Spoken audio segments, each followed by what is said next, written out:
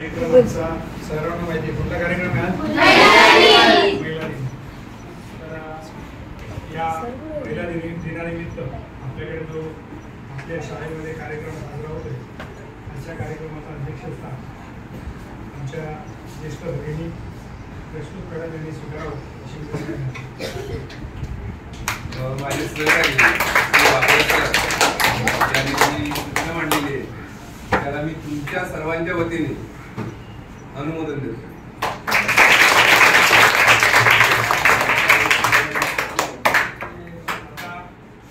आपल्याकडे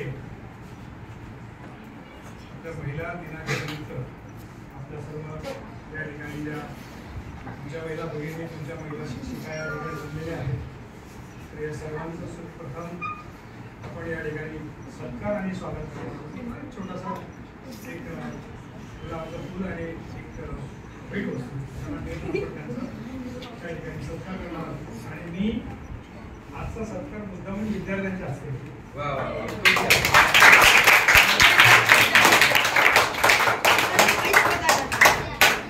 आमच्या आपल्या प्रस्तुत मॅडम यांचा या ठिकाणी स्वागत.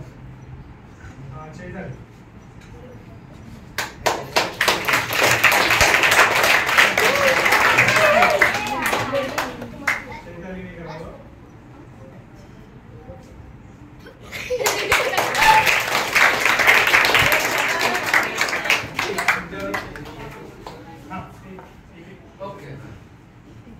अक्षरा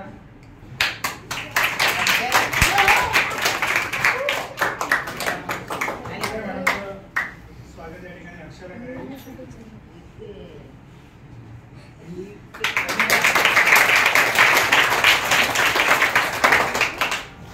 त्यानंतर रेहाना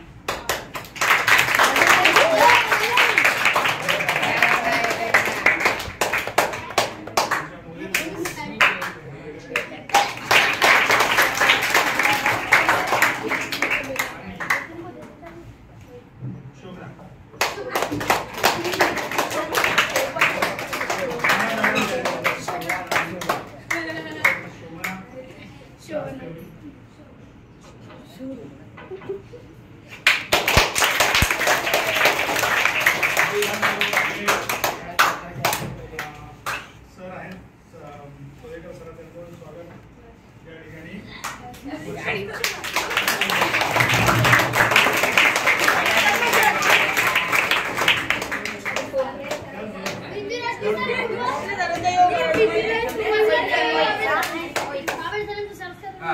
आणि आपले सर्वांचे आवडते म्हणजे आमचे पण आपले सर स्वागत या ठिकाणी उपासना करेल.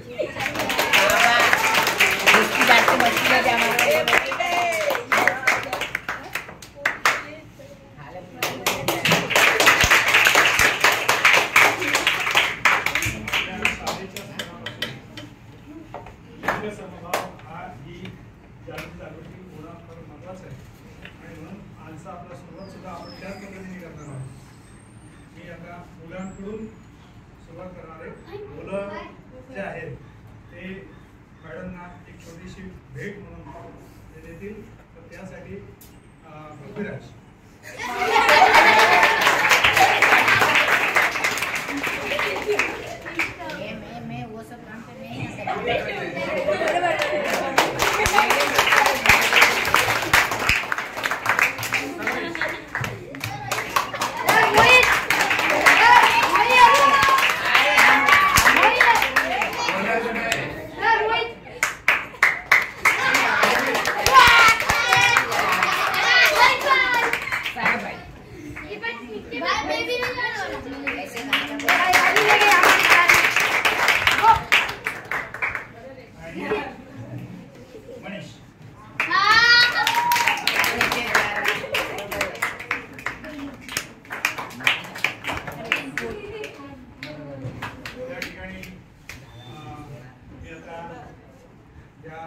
महिला दिनानिमित्त ऍक्च्युअली असं पाहायला गेलं तर आम्ही महिलांबद्दल बोललो पाहिजे, पण अगोदर त्यांचंही मनोगत थोडं जाणून घेऊया.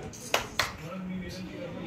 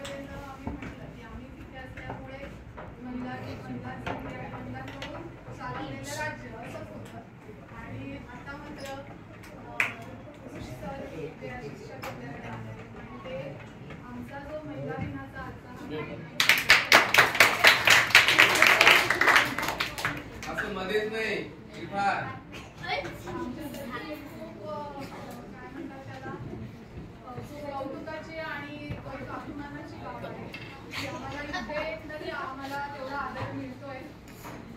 बऱ्याच वेळेला आपण बघतो की महिला दिन दरवर्षी 8 मार्चला साजरा केला जातो.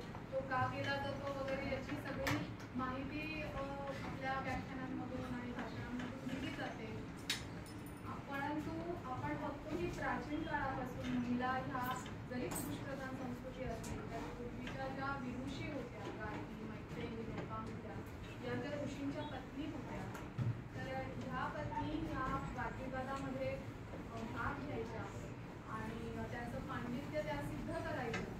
आणि तेव्हापासून ते आत्तापर्यंत प्रत्येक क्षेत्रात स्त्रीने आपलं एक कामगिरीचा ठसा उमटवलेला आहे.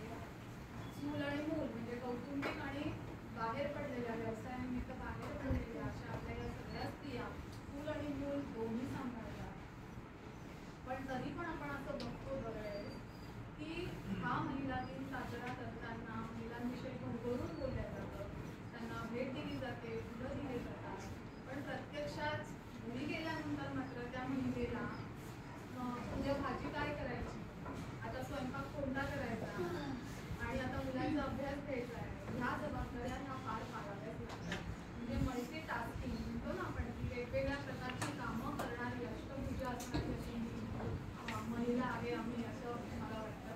आणि या महिलांचा मी तर म्हणते की मला मनोगत व्यक्त करायला सांगितलं तर असं वाटतं की फक्त आजच्या दिवशी आदर व्यक्त करू नये. मी सर्व विद्यार्थ्यांना जे पुढे भावी नागरिक होणार आहे, तुम्ही पुढे 18 वर्षानंतर प्रौढ होणार आहात, तर सर्वांना हेच सांगायचं आहे की आपण फक्त महिला दिनाच्या दिवशी त्यांच्याबद्दल आदर व्यक्त न करता आपल्या रोजच्या जीवनामध्ये आपली आई, आपली बहीण, आपली काकू, आपली मावशी, आजी या सगळ्यांच्या म्हणजे ही महिलेची किंवा दुर्गेची जी वेगळी वेगळी रूपं आहेत या सगळ्यांचा आपण आदर केला पाहिजे आणि त्यांच्या प्रती एक कृतज्ञता व्यक्त केली पाहिजे. फक्त महिला दिनाच्या दिवशी फूल देऊन, भेटवस्तू देऊन त्यांना फक्त मूर्तीसारखं सजवायचं आणि दुसऱ्या दिवशी मात्र आपण आपल्या पत्नीशी, आपल्या आईशी, आपल्या आजीशी नीट वागायचं नाही.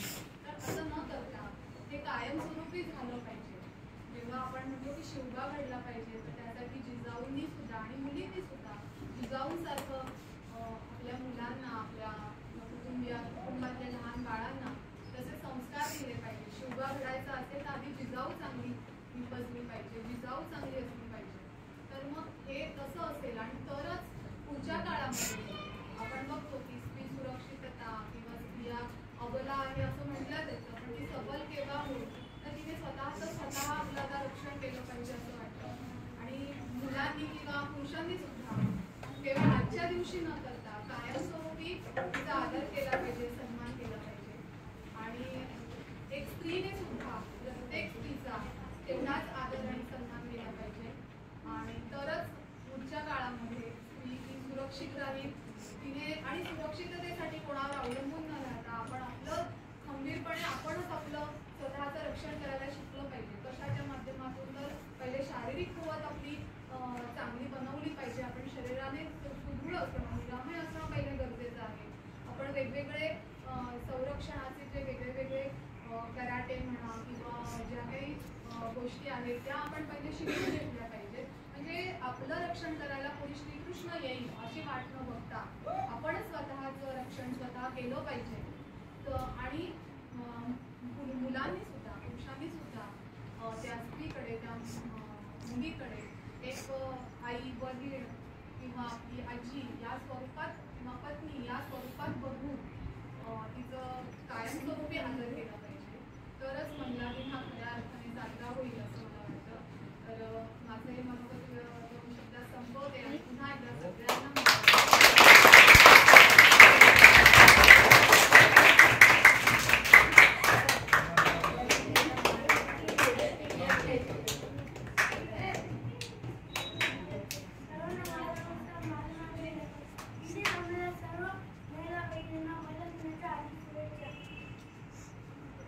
छत्रपती शिवाजी महाराजांना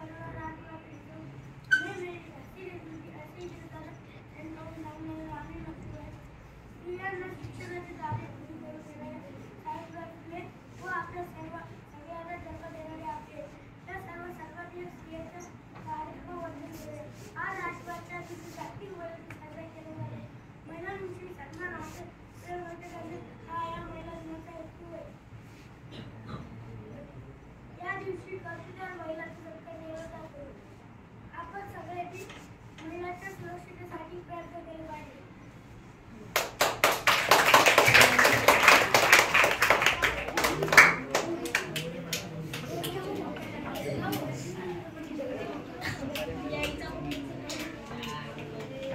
आज 8 मार्च महिला दिन आपण या ठिकाणी साजरा करण्यासाठी जमलो आहोत. सर्वप्रथम वाबळे सरांचा आम्ही सर्वजण आभार मानतो की आज हा कार्यक्रम त्यांनी घडून आणला. खरं पाहिलं तर सकाळपासून अजून आम्हाला कोणी शुभेच्छा दिल्या नाही. मॅडमने दिल्या आहेत म्हणून मी आता पाहिलं तर सकाळपासून अजून कोणी महिला दिनाच्या शुभेच्छा मोबाईलवर नाही तर मग अजून कोणी असं फोन करून सांगितलं आम्हाला. तर त्यामुळे मी पुन्हा एकदा वाबळे सरांचं आभार मानते सर्वांच्या वतीने. तर बघा 8 मार्च महिला दिन हा साजरा करण्याचा सर्वात मोठा हेतू म्हणजे काय आहे? सर्वात प्रथम म्हणजे आपल्या घरात आई आहे की नाही, ती आई आपल्याला घडवते. तर या आईचा आदर पहिला आपण केला पाहिजे. आणि मला मुलांना मला सांगण्याचं कारण हे आहे की ती घडवणारी आपल्याला लहानपणापासून त्या मोठी होईपर्यंत जी सतत आपल्याला आधार देत असते ती म्हणजे एकमेव आपली आई. तर तिचा सतत तुम्ही आदर केला पाहिजे. तिच्या डोळ्यामध्ये जे स्वप्न आईने पाहिलेले त्याचे स्वप्न पूर्ण करण्यासाठी तुम्ही आतापासूनच प्रयत्न केला पाहिजे. तर या महिला दिनाच्या दिवशी माझं तुम्हाला हेच सांगणं आहे की आपल्या आईचा आणि आपल्या घरातील सर्व स्त्रियांचा, आपल्या मैत्रिणींचा, शिक्षकांचा नेहमी तुम्ही आदर राखा. हाच मला तुम्हाला या दिवशी सल्ला द्यायचा.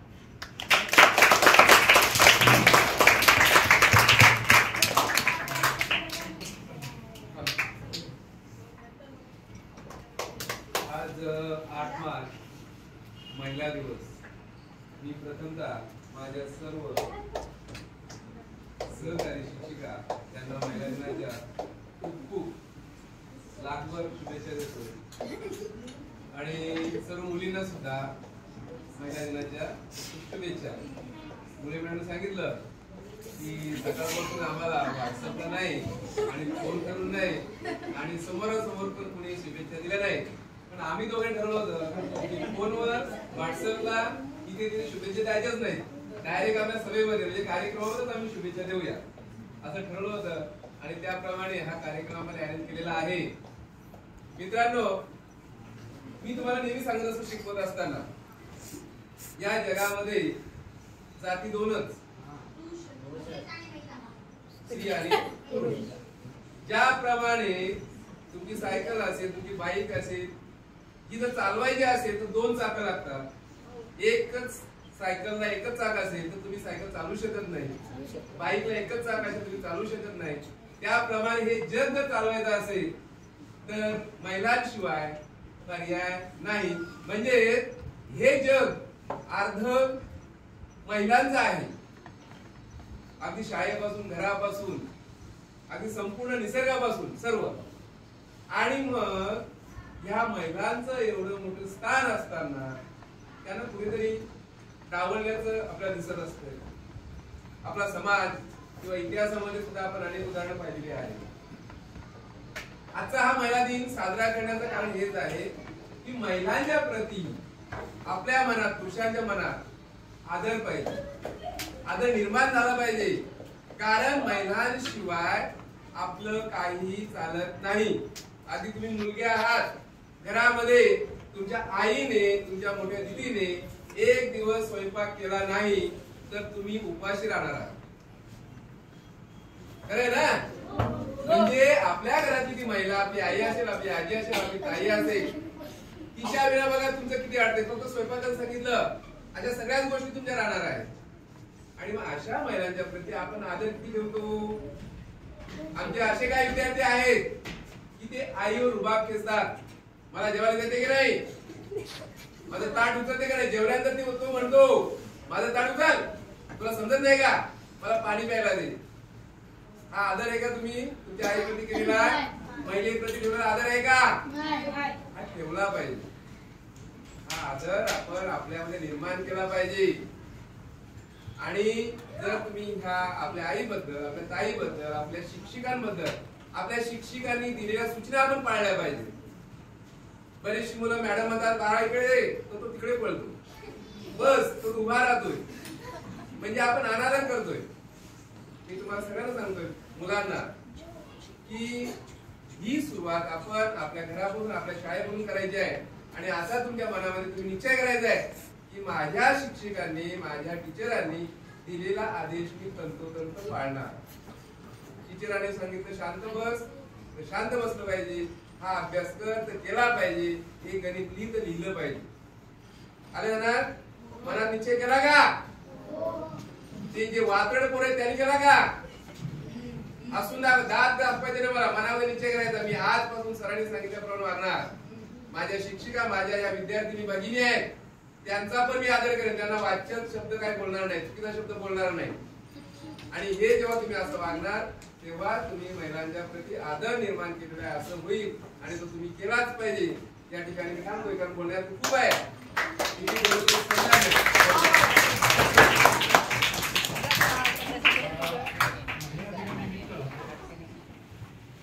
आपल्या माझे 2 शब्द व्यक्त करतो. मित्रांनो, आपल्या सगळ्यांच्या आयुष्यामध्ये महिलेचं स्थान खरंच महत्वाचं आहे. की आई असते, बहीण असते, पत्नी असते, मैत्रीण असते, अशा वेगवेगळ्या रूपांमध्ये ती आपल्याला भेटत. हे भेटत असताना आजपर्यंत जी चूक समाजाने पुरुषप्रधान संस्कृतीने केली ती चूक आपल्याला सुधारायची. म्हणजे गेल्या 50 वर्षापूर्वीपर्यंत अर्धी लोकसंख्या तुम्हाला माहिती असेल, अर्ध्या स्त्रिया आहेत, अर्ध्या पुरुष आहेत लोकसंख्येमध्ये. थोडाफार एखाद्या टक्क्याचा एकत्र फरक होऊ शकतो. तर पूर्ण अर्धी लोकसंख्या ही म्हणजे तिच्यावर विश्वास नाही, ती काही करेल असं मानायचं नाही आणि तिला दुय्यम लेखायचं. म्हणजे थोडक्यात तिला दुय्यम स्थान देऊन आणि जी चूक 2000 वर्ष 4000 वर्ष मानवाच्या आयुष्यात आपण करतो, कदाचित 2000 वर्ष पण नसेल, कदाचित 1000 वर्ष म्हणून. कारण 2000 वर्षापूर्वी असं नव्हतं. तेव्हा सर्व महिलांना तेवढा मान होता, पण नंतरच्या काळामध्ये हळूहळू बदल होत गेला आणि महिला दुय्यम स्थान त्यांना देण्यात आलं म्हणून कदाचित असेल. तर ती चूक आपण आतापासून सुधारली. माझ्या तर आयुष्यामध्ये मी मला सांगितलं की माझ्या आयुष्यामध्ये खरंच सांगतो की माझ्या आयुष्यामध्ये मी घडण्यामध्ये जेवढा महिलांचा वाटा आहे तेवढा कदाचित पुरुषांचा, म्हणजे माझ्या वडिलांचा म्हणा किंवा त्यांचा तो असेल, पण तो तेवढा नसेल की जेवढा माझ्या आईचा आहे, जेवढा माझ्या मावशीचा आहे. ज्यांचा वाटा जेवढा आहे तेवढा कदाचित माझ्या बाकीच्या माझ्या घराण्यातल्या पुरुष मंडळीचा नसेल. तर त्यामुळे एक तो आदर असेल. आणि दुसरी महत्वाची गोष्ट की आता असं कुणी सांगत असेल भविष्य आहे तुमचं, मुलींनो विशेषतः तुम्हाला किंवा मुलांना, बऱ्याचदा आम्ही समाजामध्ये बघतो तेव्हा समाजामध्ये असं दिसतं की एखादा म्हणजे एखाद्या ठिकाणी असं लग्नाची वेळ आली की लग्न करायच्या वेळेला जेव्हा एखादा पुरुष माणूस किंवा एखाद्या घराण्याचं काय म्हणतो आपण त्याला वधू संशोधन सुरू होतं तेव्हा ते काय म्हणतात माहिती की ते काही जणांना असा थोडासा वृथा अभिमान, त्याने आमच्या घरची स्त्री बाहेर काम करणार, आमच्या घरात बाहेर काम करणार, अशा घाणेरड्या विचारांच्या घरामध्ये पहिली गोष्ट तुम्ही स्वतःवरच सांगा मला लग्नच करायचं, महिलांना सांगा. कारण ज्यांच्या डोक्यामध्ये घाण आहे, ती घाण आहे डोक्यामधली की आमच्या घरातल्या महिला बाहेर काम, याचा अर्थ तुमचा तुमच्या घरातल्या येणाऱ्या महिलेवर विश्वास नाहीये तर तुम्ही बाकीच्यावर काय विश्वास, असा विचार करून असा असेल. ह्या मुलीच्या बाबतीत मी सांगतो, मुलींना सांगतो की असं जर कोणी म्हटलं ना, एक तर पहिली गोष्ट तुम्ही तुमच्या पायात पहिल्यांदा एक, आणि आता जर भविष्यात असं करायचं तर सरळ सांगायचं की नाही तसं असेल तर त्या पहिल्यांदा ते त्यांना उडवून लावायचं, काय गरज नाही. दुसरी गोष्ट, आम्ही पुरुष मंडळी महिलांना संधी देतो हे म्हणणं म्हणजे खूप मोठं ढोंग आहे. कारण संधी आम्ही देणारे कोण, त्यांचा हक्क आहे ती संधी घेण्याचा. उलट आम्ही आतापर्यंत त्यांना मागे करत होतो ते आता त्यांना त्यांचा हक्क मिळाला पाहिजे म्हणून थोडासा हा प्रयत्न. दुसरी गोष्ट, बरीच आजकालचा अशी अवस्था आहे की आपल्याकडे जी मुलं आहेत, मुलांच्या बाबतीमध्ये आपण कधी बघतो की आजूबाजूला मुलं जेव्हा वागतात स्त्रिया मुलींशी, समूहाच्या मुलींशी किंवा मैत्रिणींशी जेव्हा वागतात तेव्हा ते तिला कमी समजतात. महिलांना कधी कमी समजायचं, ती कधीच कमी नव्हती आजपर्यंत पण नाही. आपण सहज बोलता बोलता कधी पण टीव्हीवर आपण बघतो किंवा असं सहज बोलता बोलता लक्षात येतं की पटकन सांगितलं जातं काय स्त्री आहे तिला बाई तिला जमणार नाही, ऐकायला काही कळत नाही आणि पटकन तुमच्या वडिलांच्या तोंडातून असा शब्द येतो की नाही ते जमणार नाही किंवा आई भावाच्या किंवा मोठ्या. तर हे चुकीचं आहे. चुकीचं म्हणजे असं की असं वाटतं की तिला करता येणार नाही, करता येत नाही असं नाही, तुम्ही संकेत दिले. हा पहिला मुद्दा आहे. आणि दुसरी गोष्ट, महिलांना जर एखादी गोष्ट जमत नसेल तर त्याचं कारण आम्ही तिला अनुभवाची संधी दिली नाही. आम्हाला जर अनुभवाची संधी मिळाली नसती तर आम्ही पण अज्ञानी राहिलो असतो. तुमच्यापैकी कुणी जर असेल, तुम्ही लक्षात घ्या, जर तुम्ही पुढे होऊन जर तुम्हाला जर संधी मिळाली तर तुम्ही पण मागे राहाल. तसं आपण आतापर्यंत स्त्रिया, आपल्या घरातल्या स्त्रिया त्या कदाचित घरी तुम्ही असेल तर ते मागे राहत असतील. तुम्ही अशा कितीतरी उदाहरणं पाहिलेली आहेत की त्या घरामध्ये घरातला करता पुरुष काही कारणामुळे त्याचं निधन झालं किंवा त्याच्यामुळे तो घरात करता पुरुष राहिला नाही, तेव्हा जी स्त्री डोक्यावर पदर घेऊन आणि माझं कसं होईल असा विचार करत होती, 5 वर्षानंतर तिच्यामध्ये अतिशय वेगळ्या प्रकारचं ट्रान्सफॉर्मेशन दिसतं की स्वतः हातामध्ये त्या घराचा गाडा हाकण्याचं सूत्र घेते आणि ती समर्थपणे त्या मुलांना पण सांभाळते, मुलांना शिकवते पण, त्यांना मोठं पण करते. याचा अर्थ तिच्यामध्ये पहिल्यांदा ती त्यांची ती कुवत नव्हती का, कौशल्य नव्हतं का, होतं, पण ते करण्याची संधी मिळाली. तशी संधी आपल्या घरातल्या प्रत्येक व्यक्तीला, प्रत्येक स्त्रीला दिली पाहिजे. जागतिक पातळीवर बोलायचं झालं तर भारतीय स्त्रिया त्या मानाने सुदैवी म्हणाव्या लागतील. कारण मागेच मी एका साहित्य संमेलनात ऐकलं होतं, जावेद अख्तरांनी सांगितलं होतं की तुमच्या पूर्वीच्या म्हणजे आपल्याकडे संत बहिणाबाई होऊन गेल्या, संत जनाबाई होऊन गेल्या, संत मीराबाई होऊन गेल्या. यांनी त्यांची कवनं म्हणजे 16वं शतक, 17वं शतक, 18वं शतक त्याच्यामध्ये त्यांनी त्यांची कवनं लिहिली, त्यांचे जे काय विचार आहेत ते मांडले, अभंगाच्या रूपाने मांडले.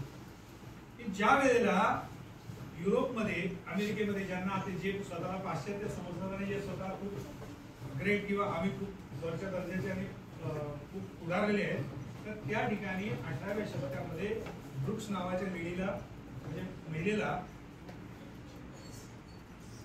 पुरुषाचं नाव घेऊन लिहावं लागेल. कारण स्त्रीने जर लिहिलं तर स्त्रियांना लिहिण्याचा तेव्हा म्हणजे त्या ठिकाणी अधिकार नव्हता.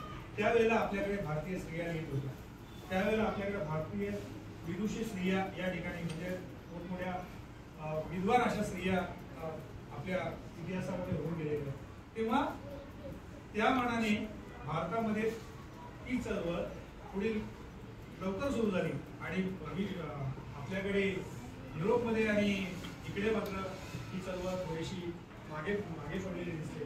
तेव्हा ह्या आपल्या आजच्या महिला दिनाच्या या कार्यक्रमानिमित्त एवढं मला सांगावं असं वाटतं की घरातील किंवा घराबाहेरची किंवा माझ्या देशातली, माझ्या जगातली कुठली जी महिला असेल ती सन्मान योग्य आहे, तिला सन्मान दिलाच गेला पाहिजे.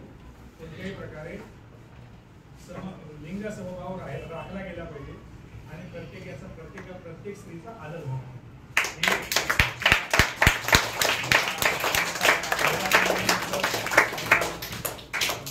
बोलण्याची संधी मिळाली त्याबद्दल मी स्वतःला भाग्यवान समजतो. त्यानंतर मी आपल्या राष्ट्रीय त्यांना विनंती करतो की आपण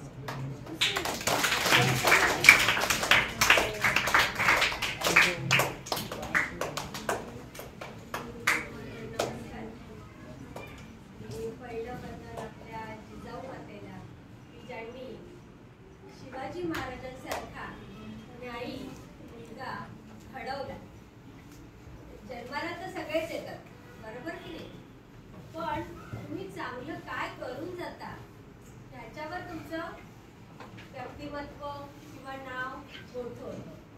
तर शिवाजी महाराज न्यायी होते, तुम्हाला माहिती आहे.